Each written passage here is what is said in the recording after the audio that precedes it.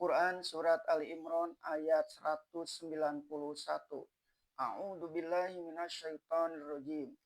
Alladzina yadhkurunallaha qiyaman wa qu'udan wa 'ala junubihim wa yatafakkaruna fi khalqis samawati wal ardh. Rabbana ma khalaqta hadza batilan subhanaka faqina azabannar.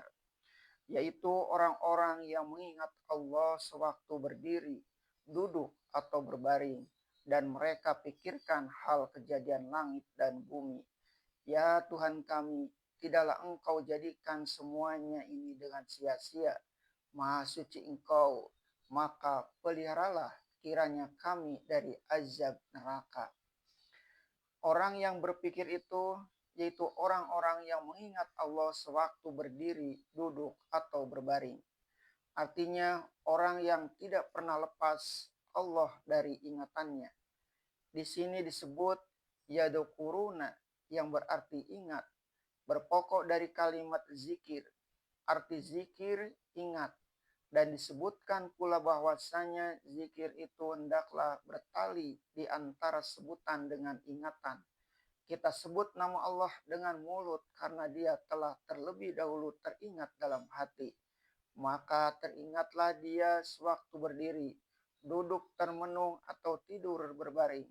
Sesudah penglihatan ada kejadian langit dan bumi atau pergantian siang dan malam.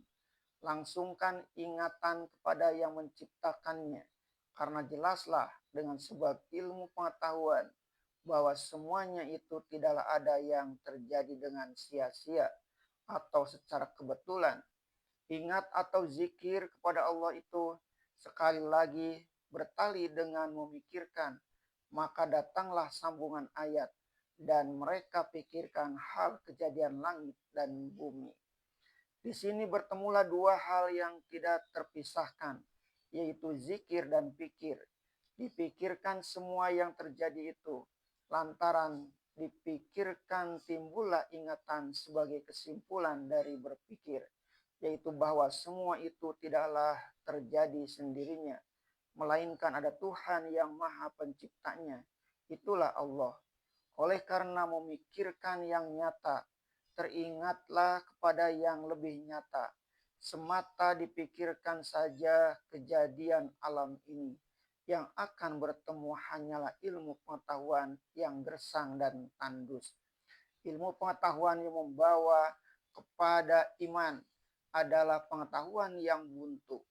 Dia mesti menimbulkan ingatan, terutama ingatan atas kelemahan dan kekecilan diri ini di hadapan kebesaran Maha Pencipta. Sebab itu datanglah kelanjutan doa tersebab zikir dan pikir. Ya Tuhan kami, tidaklah Engkau jadikan semuanya ini dengan sia-sia.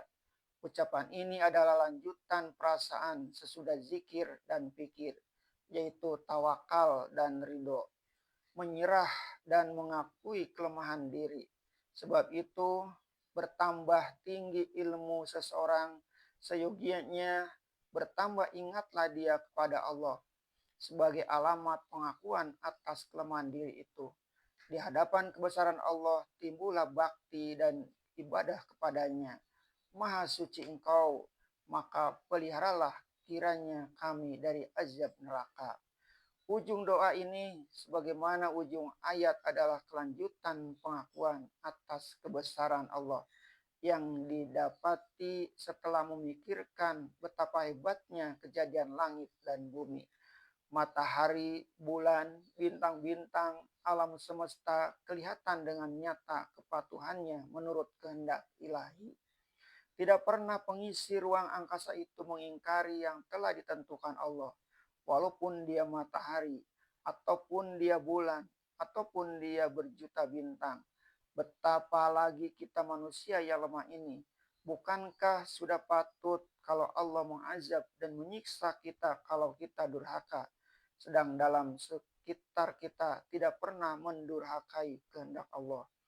Tersebutlah pula di dalam surah Al-Hajj ayat 18 bahwasanya semua yang di langit dan di bumi, matahari, bulan, dan bintang sampai bukit, gunung, kayu di hutan, binatang melata, dan banyak pula antara manusia.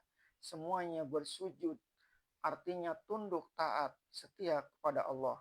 Maka mengapalah kita manusia yang tidak ada artinya ini mendurhaka juga kepada Allah.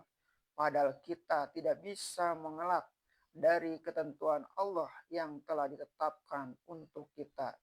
Bukankah orang yang ingkar itu sudah sewajarnya mendapat siksa Allah? Di ujung ayat ini kita memohon ampun kepada Allah dan memohon agar dihindarkan dari siksa neraka. Karena kadang-kadang oleh dorongan hawa nafsu kita alpa akan kewajiban kita. Kita kembali kepada hubungan antara zikir dan pikir tadi. Hidup yang semata-mata terikat hanya kepada memikirkan benda adalah tandus dan gersang. Isaac Newton mengatakan bahwa penyelidikan tentang daya tarik dalam alam telah memberikan hasil pengetahuan bahwasanya tidak terjadi kehancuran di dalam alam ini ialah karena adanya sistem daya tarik menarik yang menimbulkan keseimbangan yang menyebabkan sesuatu tidak terkacau. Bintang dengan bintang tidak pernah berlaga dan berbenturan. Matahari beredar dan bumi pun beredar pula di sekitar matahari. Itu menurut kadar ketentuan. Kita telah mengetahui sebab para sarjana telah mengeluarkan hasil pemikirannya. Tetapi penyair dan filsuf besar Islam Maulana Muhammad Iqbal mengatakan bahwa hal itu bukan semata-mata teori daya tarik menarik, melainkan lebih tinggi dari itu, yaitu daya dari cinta yang oleh ahli tasawuf dinamai isyik. Bumi dan langit taat kepada Allah, dan taat itu adalah dari ajaran yang dinamai isyik itu. Sedang Allah sendiri pun terhadap kepada makhluk yang dia bukan semata-mata ilah yang mencipta, melainkan juga Rabbun yang memelihara dan menjaga terus. Setelah mengakui kelemahan diri, lalu memohon agar Allah menjauhkan dirinya dari azab neraka. Diteruskan pula pengakuan itu.